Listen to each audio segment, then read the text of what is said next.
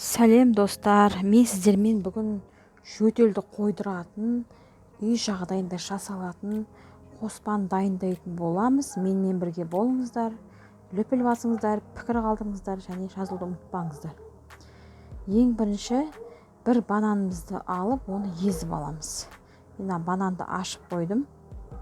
Немесе блендерден өткізіп алсаңыз да болады. Маған вилкамен езген ыңғайлы.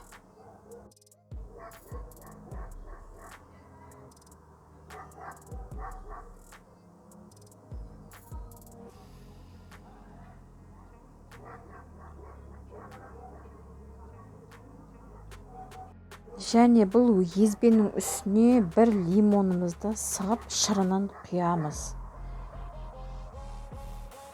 Және оған бір қасық мед қосамыз. Бұл езбені жылылай тамақтың алдында бір қасықтан ішсеңіз болады. Бұл үлкендерге де, балаларға да жарайды. Менің каналымда осындай пайдалы ақпараттар көргіңіз келсе, менің каналыма жазылып, лүпіл басып, каналыма жазылуды ұмытпаңыздар.